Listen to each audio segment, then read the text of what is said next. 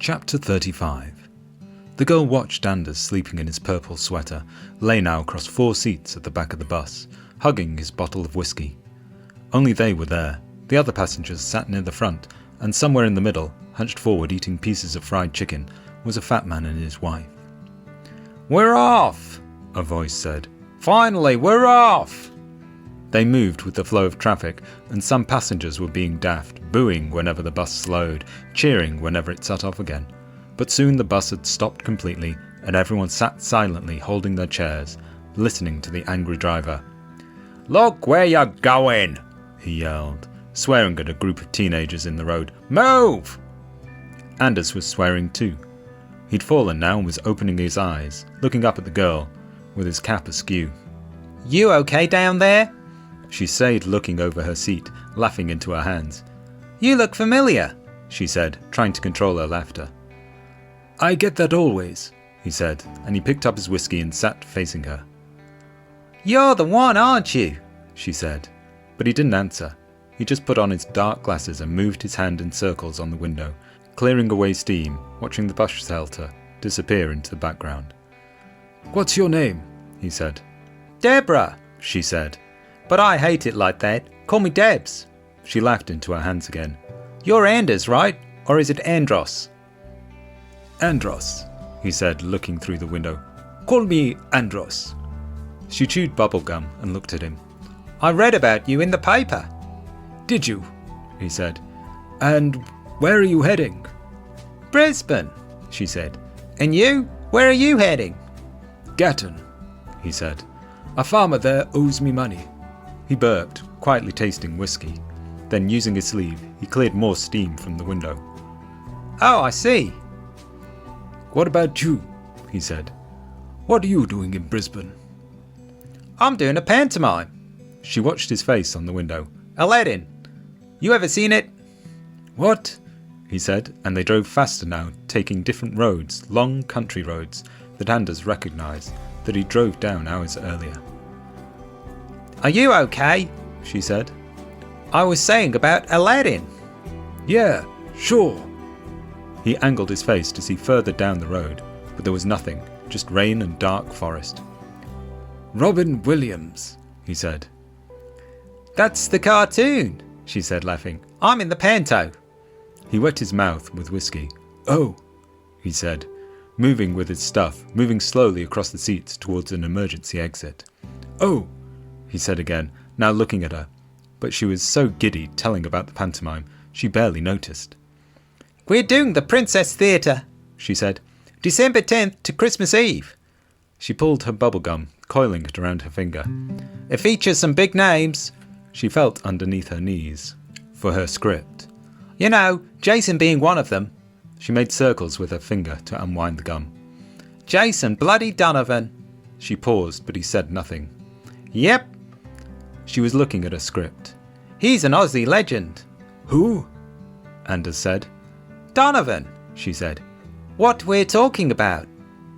Oh, yeah, he said, lifting his cap, pressing his forehead on the window. I had his t-shirt once. His eyes stayed on the road. He saw lights ahead, colours flashing blue and red. "That's classic," Deb said, bouncing on her knees. "Was it classic Jason with his 80s quiff?" I think it was. He saw the bus slowing, the lights getting closer. "Jealous," she said, patting her seat. "You still got it." What did you say? "The t-shirt." What? Sorry, what? He looked at the skid marks on the road, the broken glass, the wet, sodden blanket over Maniac's body, his bare, twisted blue feet poking out in the rain. He drank whiskey and felt his chest with his fingers. Then he saw Lance's car being pulled away by 2 trucks. Its wrecked shell, its flattened tyres being dragged through thick mud. He saw parked ambulances, police cars blocking the road ahead and their beacons flashing in the darkness.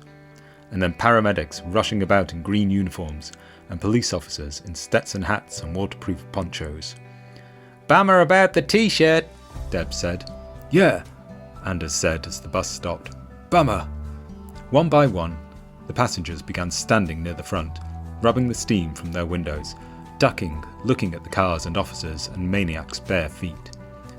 "This is a bit unusual," a bald man said, appearing behind the driver, watching everything through the bigger window. He then leaned on the driver's chair, inviting more passengers forward. "Come," he said. "It's good up here." And they all hovered around the driver's chair. "Keep to your seats," the driver yelled, opening his doors. Instantly he was greeted by the staring wet face of a policeman. "I'm not," the bald man said. "I want to hear this."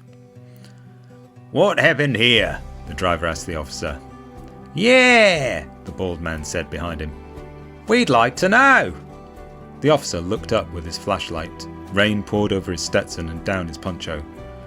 "This road is closed," he yelled over the sound of heavy rain. "This area is a crime scene." Anders squeezed the emergency exit door handle. He listened as best he could, turning his face away from the flashlights beaming in through his window as officers walked past outside, scanning the bus, pointing with their torches. "Show yourself," one officer said, tapping his torch on the window. "I want to see your face." The fat man cleared his window. He and his wife stared as an officer produced his torch, nodding, moving on. "Check that out, Andros," Deb said, now making her own circle on the window.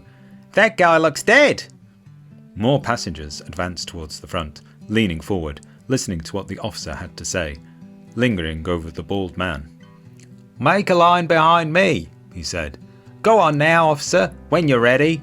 "Some nutjob escaped from A block," the officer said. "Sabotaged an arrest, a crazy guy named Maniac." He pointed to an ambulance where paramedics were attending to Lance, talking to him on his stretcher. One person held a gas and air mask for him. "He's in bad shape, see?" Padding covered his groin area. He looked as white as ever. "That's our guy," he said. "Damn near blew his donga off." "Someone lost their donga?" the bald man said, turning to the passengers. "Trouble is," the officer said, "this maniac has set free a friend of his, a fruitcake of equal measure, who likes to show himself to people." "Great," the bald man said. "There's a fruitcake on the loose." He looked at the passengers. "Can you believe this?" At the back of the bus, Anders was finishing his whiskey. He'd heard enough, and he opened the emergency exit slightly, ready to jump out. He drank the dregs of the bottle. The whiskey was warming and calmed his thudding heart. He watched flashlights and officers passing his window. He then opened the exit some more, leaning forward, wetting his face in the rain. "Stop talking and listen to me." With the door open, he could hear Big D's voice, as though he was addressing officers on the road somewhere. Dogs were barking too, and he yelled over them, telling them to be quiet. "Control your dogs, will you? I'm giving my briefing." Anders faced the forest, while Deb spoke excitedly, describing everything with her back to him, her face on the window. Now and then he would answer her, but mostly he stared forward with his feet in the rain, wondering if to jump or not. "He looks pissed off," she said. "See the big bloke with the bandaged up head? He's yelling at everyone." "Yeah," Anders said. "Yeah, I know." He slung his bottle into the mud. He watched it sink.